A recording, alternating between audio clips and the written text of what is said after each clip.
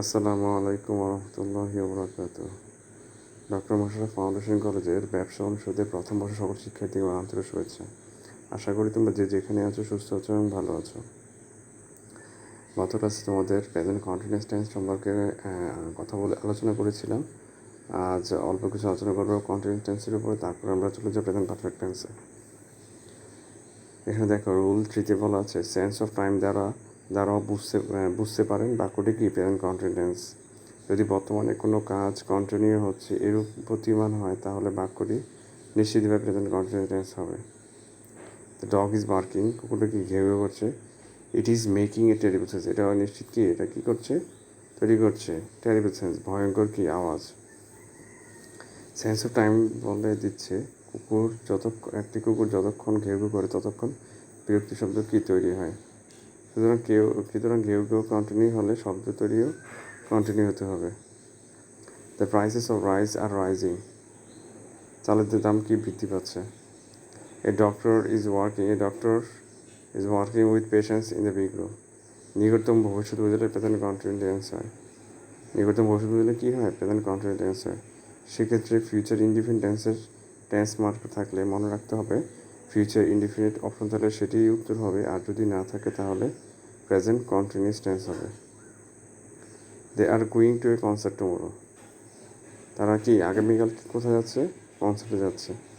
Jamal is not going to school, সে আজকে কি স্কুলে কি যাচ্ছে না। তোমাদের এই সেন্টেন্সগুলো মুখস্থ করার দরকার নেই। এই যে বিভিন্ন বিশ্ববিদ্যালয় ভর্তি পরীক্ষায় বিভিন্ন চাকরি পরীক্ষা যেগুলো আসছে এগুলো জাস্ট বোঝার জন্য তোমাদের দেওয়া হচ্ছে। আচ্ছা, এবার চলো প্রেজেন্ট পারফেক্ট টেন্সে। কোনো কাজ এইমাত্র শেষ হয়েছে এবং এর ফলাফল অথবা প্রভাব এখনও বর্তমান আছে বুঝালে তাকে কি বলা হয়, প্রেজেন্ট পারফেক্ট টেন্স বলা হয়। এখানে স্ট্রাকচার দেওয়া আছে, দেখো অ্যাফার্মেটিভ সেন্টেন্স দেওয়া আছে সাবজেক্ট প্লাস হ্যাভ অথবা হ্যাজ প্লাস ভার্বের 3 প্লাস অবজেক্ট।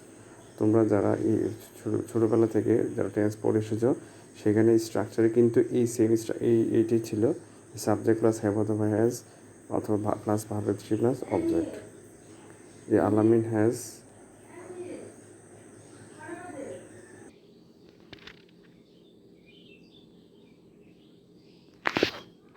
তাহলে এখানে এক্সাম্পল বলা হচ্ছে কি আলামিন হ্যাজ সলভ দ্য প্রবলেম। তাহলে এখানে সাবজেক্ট হচ্ছে আলামিন, আর যেহেতু এখানে আলামিন থার্ড পারসন সিঙ্গুলার এই কারণে কি হ্যাজ বসেছে, তারপরে ভার্ব 3।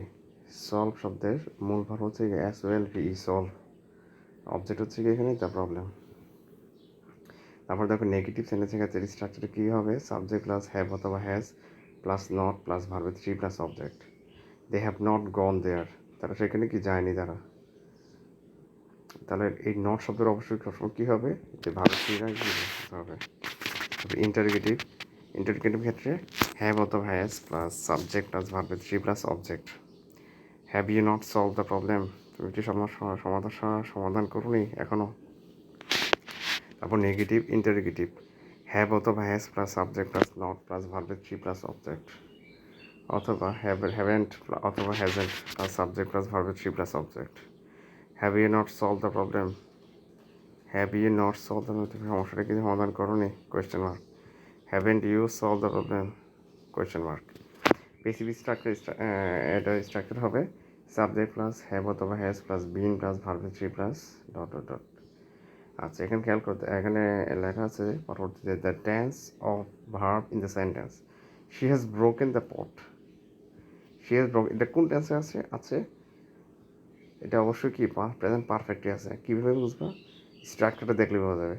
কারণ অ্যাফার্মেটিভ সেন্টেন্স আমরা যে স্ট্রাকচারটা পড়েছিলাম সেই স্ট্রাকচারের সাথে মিলিয়ে নিলে বুঝতে পারবে এটা কোন স্ট্রাকচারে আছে বা কোন টেন্সে আছে। Which one is present perfect tense, তারপরটা আই হ্যাভ ওয়ার্কড, এটা হচ্ছে কি প্রেজেন্ট পারফেক্ট টেন্স। ইনশাআল্লাহ নেক্সট ক্লাসে আমরা পারফেক্ট টেন্সের বাকি আলোচনা করবো। সেই পর্যন্ত সবাই ভালো থাকবে, সুস্থ থাকবে। আসসালামু আলাইকুম রহমতুল্লাহি ওয়া বারাকাতুহু।